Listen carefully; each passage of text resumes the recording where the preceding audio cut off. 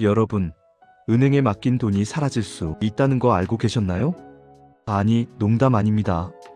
지금 이 순간에도 여러분의 통장 잔고는 실제로는 은행에 없어요. 충격적이죠? 하지만 이게 현실입니다. 2023년 3월 미국에서 실리콘밸리 은행이 단 48시간 만에 무너졌어요. 고객들이 하루에 420억 달러를 인출하려 했고 은행은 그 돈이 없었습니다. 그냥 없었어요.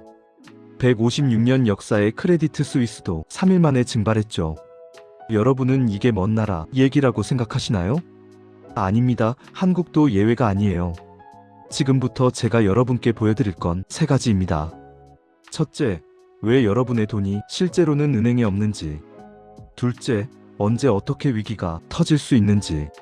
셋째, 지금 당장 무엇을 해야 하는지 준비되셨나요? 그럼 시작하겠습니다. 자, 먼저 은행의 비밀부터 파헤쳐 볼까요? 여러분이 은행에 1,000만 원을 예금했다고 생각해 보세요. 상식적으로 생각하면 그 돈이 금고에 보관되어 있을 것 같죠? 천만의 말씀입니다. 은행은 여러분의 1,000만 원 중 고작 70만 원만 보관하고 나머지 930만 원은 다른 사람에게 대출해 줍니다. 이게 바로 부분 지급 준비 제도예요. 한국은행이 정한 지급 준비율이 7%거든요. 어떻게 이게 가능하냐고요? 은행은 마법을 부립니다. 여러분 통장에는 여전히 1,000만 원이 찍혀 있어요. 동시에 돈을 빌려간 사람도 930만 원을 쓸 수 있죠. 1,000만 원이 순식간에 1,930만 원이 되는 겁니다. 이게 바로 신용창조예요. 문제는 여기서부터입니다. 만약 여러분이 갑자기 1,000만 원을 찾으러 가면 어떻게 될까요? 은행에는 70만 원밖에 없는데 말이죠. 은행은 다른 고객의 예금을 쓰거나 한국은행에서 급하게 돈을 빌려와야 합니다. 한두 명이면 괜찮아요. 그런데 만약 100명, 1,000명, 1만 명이 동시에 돈을 찾으러 온다면 이게 바로 뱅크런입니다. 은행이 무너지는 순간이죠. 설마 그런 일이 일어나겠어? 라고 생각하시나요? 2023년 실리콘밸리 은행 사태를 다시 보죠. 3월 9일 목요일 오전까지만 해도 모든 게 정상이었어요. 그런데 오후에 소셜미디어에서 소문이 퍼지기 시작했습니다. SVB가 위험하대. 그날 저녁 고객들은 인출을 시작했어요. 3월 10일 금요일 하루에만 420억 달러 인출 요청이 들어왔습니다. 은행의 총 자산이 2,090억 달러였으니까 하루에 전체 자산의 20%가 빠져나간 거예요. 은행은 그 돈을 줄 수 없었습니다. 왜냐하면 대부분을 국채와 채권에 투자해뒀거든요. 그걸 급하게 팔려고 하니까 손실이 엄청났죠. 3월 10일 금요일 장 마감 후 미국 정부가 개입했어요. 은행은 문을 닫았습니다. 156년 된 은행이 48시간 만에 무너진 겁니다. 여기서 놀라운 건 뭔지 아세요? 디지털 시대에는 뱅크런이 광속으로 일어난다는 겁니다. 예전에는 사람들이 은행 앞에 줄을 서야 했어요. 물리적으로 시간이 걸렸죠. 하지만 지금은 스마트폰 클릭 한 번이면 끝입니다. 실리콘밸리 은행 고객들은 단체 카톡방에서 다들 돈 빼자고 했어요. 5분 만에 수천 명이 동시에 앱을 켰습니다. 은행 시스템은 마비됐죠. 이게 2020년대 뱅크런의 속도입니다. 자, 그럼 한국은 안전할까요? 숫자를 한번 볼까요? 2024년 11월 기준 한국 시중은행의 예금은 약 2,400조 원입니다. 그런데 실제 지급준비금은 고작 168조 원이에요. 계산해보죠. 만약 예금자의 10%만 동시에 돈을 찾으러 가도 240조 원이 필요해요. 은행은 168조 원밖에 없죠. 72조 원이 부족합니다. 한국은행이 돈을 찍어주면 되지 않나요? 맞아요. 가능은 합니다. 그런데 여기서 또 다른 문제가 생겨요. 돈을 마구 찍어내면 어떻게 될까요? 화폐 가치가 떨어집니다. 인플레이션이 오는 거죠. 1997년 IMF 때를 생각해보세요. 환율이 800원대에서 2,000원까지 올랐어요. 돈의 가치가 절반으로 떨어진 겁니다.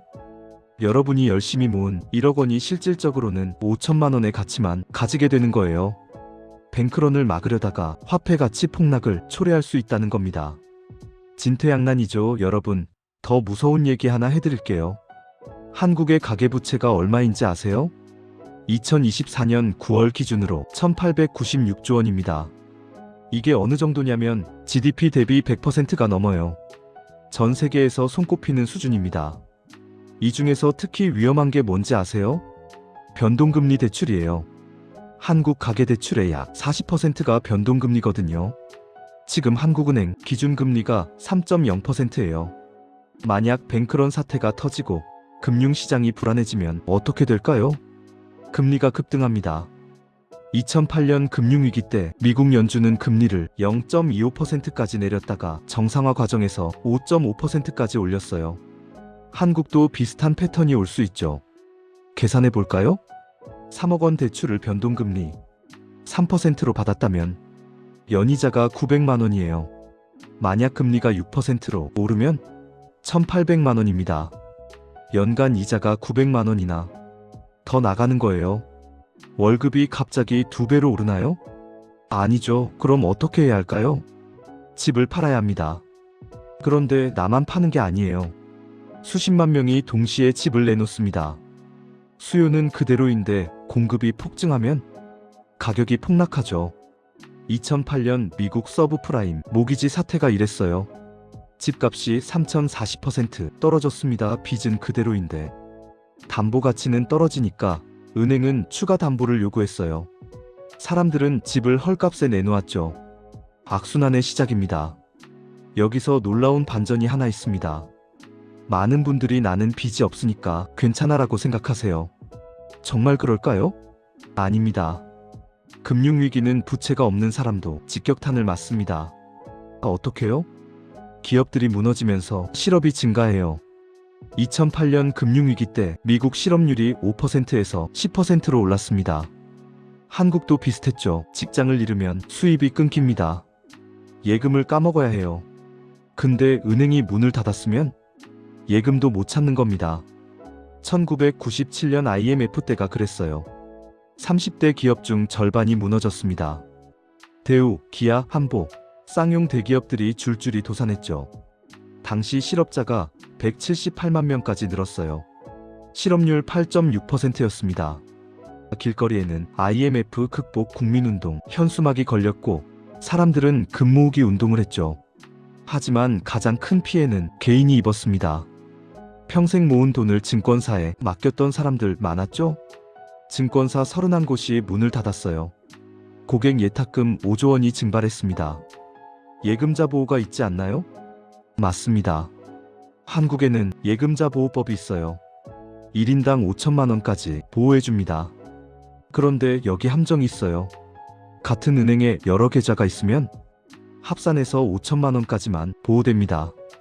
입출금 계좌 2천만 원, 정기예금 3천만 원, 적금 1천만 원 있으면 총 6천만 원이죠? 1천만 원은 날아가요. 더 큰 문제는 뭔지 아세요? 증권사 CMA, 신탁상품, 펀드는 예금자 보호 대상이 아니에요. 많은 분들이 금리가 높다고 이런 상품에 돈을 넣어뒀는데 증권사가 무너지면 전액 손실입니다. 2023년 레고랜드 사태 기억하시죠?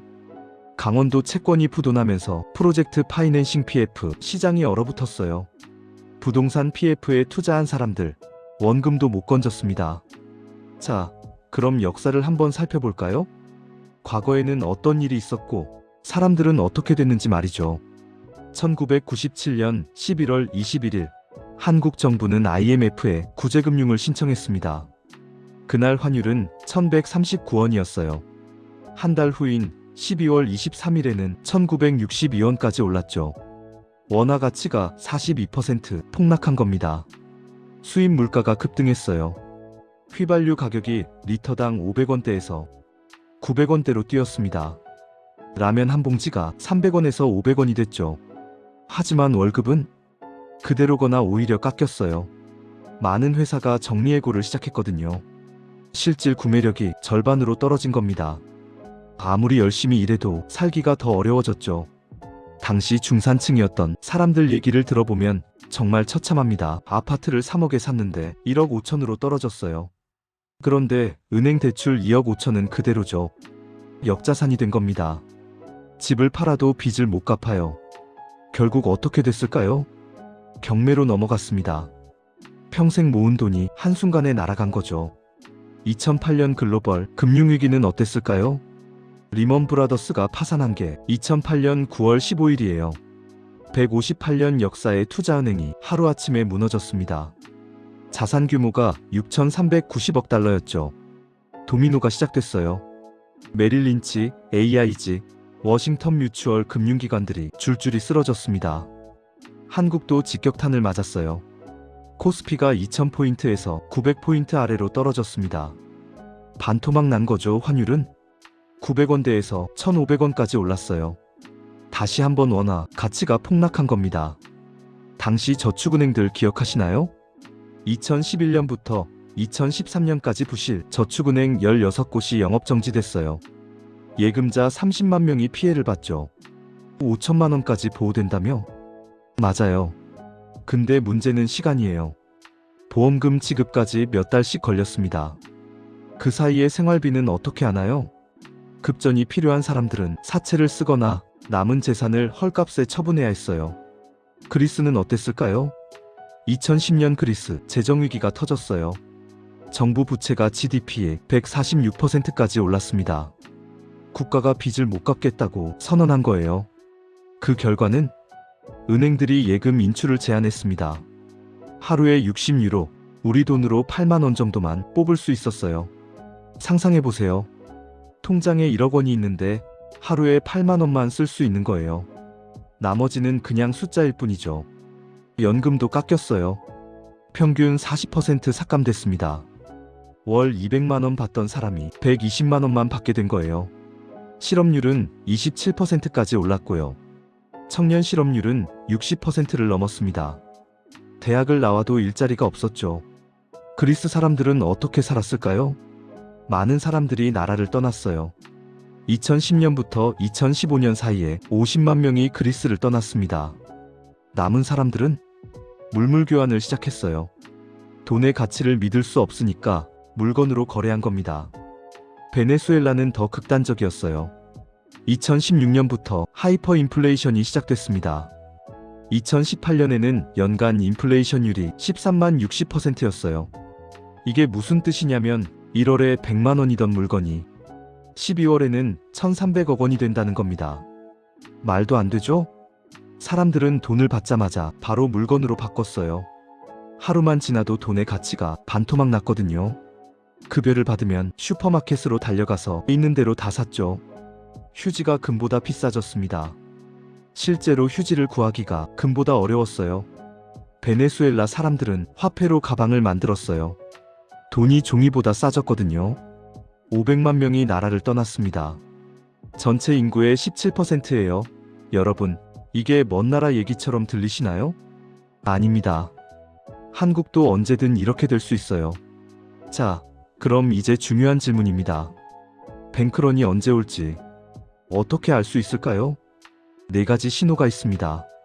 첫 번째, 국채금리 급등입니다. 국채는 나라가 빌리는 돈이에요. 금리가 올라간다는 건 투자자들이 이 나라 위험한데? 라고 생각한다는 거죠.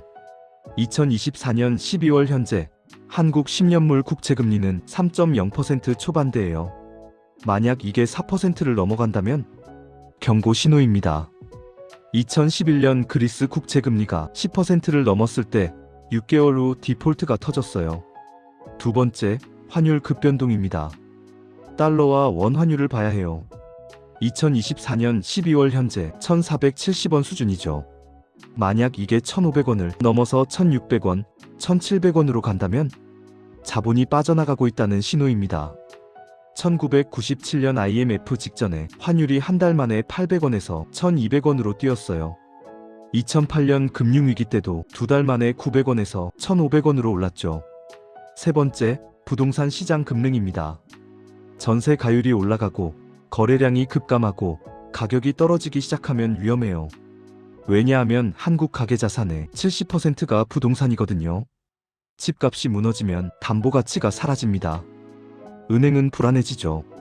2024년 현재 전국 미분양이 7만 호를 넘었어요. 경고등이 켜진 겁니다. 네 번째, 기업 연쇄 부도입니다. 대기업 하나가 무너지면 협력업체 수백 개가 같이 넘어가요. 일자리가 사라지고 대출이 부실화되고 은행이 흔들립니다.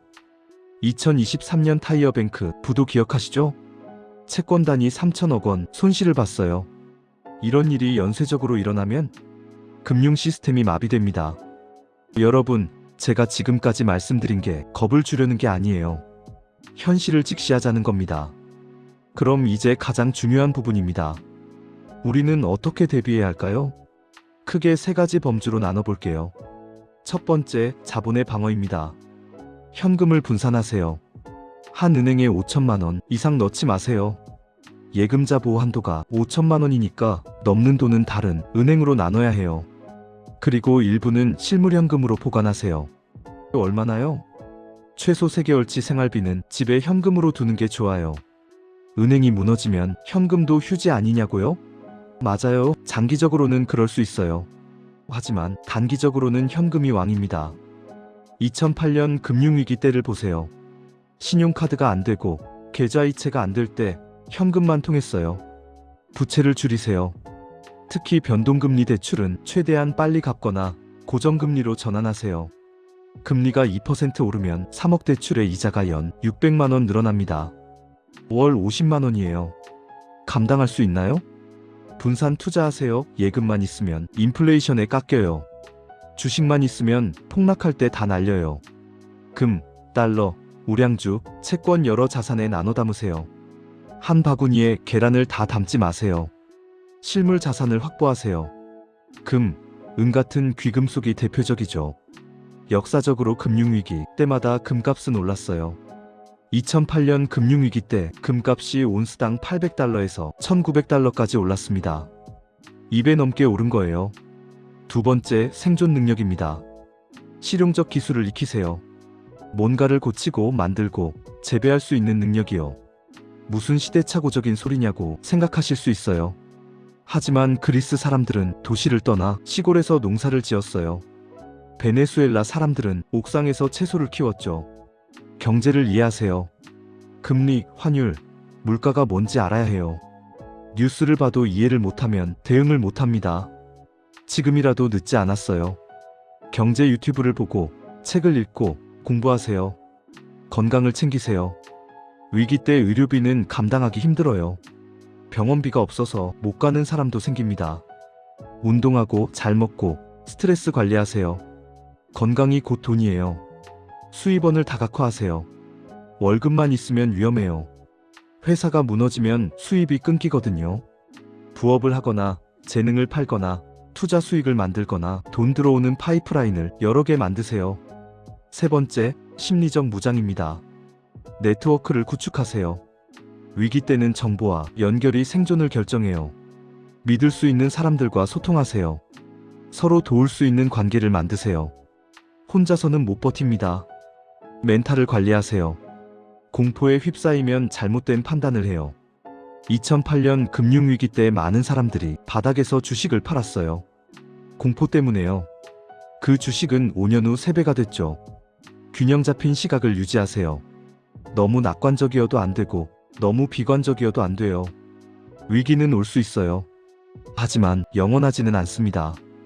준비된 사람은 살아남아요. 여러분, 마지막으로 중요한 걸 말씀드릴게요. 위기는 공평하지 않습니다. 같은 위기 속에서도 어떤 사람은 파산하고 어떤 사람은 부자가 돼요. 1997년 IMF 때를 보세요. 많은 사람이 집을 잃었지만 현금을 가진 사람들은 헐값에 부동산을 사들였어요. 10년 후 그 사람들은 엄청난 부자가 됐죠. 2008년 금융위기 때도 마찬가지예요. 워런 버핏은 위기 속에서 수십억 달러를 투자했습니다. 지금 그 가치는 수백억 달러예요. 차이가 뭘까요? 준비의 차이입니다. 정보의 차이예요. 용기의 차이죠. 여기서 놀라운 반전이 하나 더 있습니다. 위기는 사실 기회입니다. 모든 것이 무너질 때 진짜 가치 있는 것들이 드러나거든요. 쓸데없는 소비가 줄어들고 진짜 필요한 게 뭔지 알게 돼요. 헛된 욕심이 사라지고 본질이 보이죠. 그리고 새로운 시작의 기회가 와요. 1997년 IMF 이후 한국에서 IT 산업이 폭발적으로 성장했어요. 네이버, 카카오, NC소프트, 지금의 대기업들이 그때 만들어졌습니다. 2008년 금융위기 이후 에어비앤비, 우버, 왓츠앱이 탄생했어요. 위기가 혁신을 낳은 거죠. 다음 위기 때는 어떤 기회가 올까요? 그건 아무도 몰라요. 하지만 한 가지는 확실합니다. 준비된 사람만이 그 기회를 잡을 수 있다는 거예요. 지금 여러분 앞에는 두 가지 선택지가 있습니다. 하나는 아무것도 안 하는 거예요. 설마 그런 일이 일어나겠어?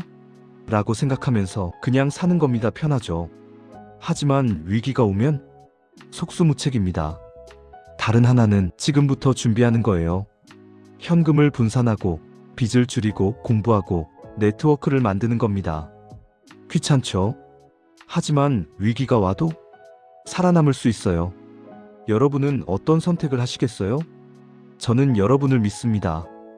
이 영상을 끝까지 보신 분들은 이미 준비된 사람이에요. 정보를 찾고 배우고 대비하려는 사람들이죠.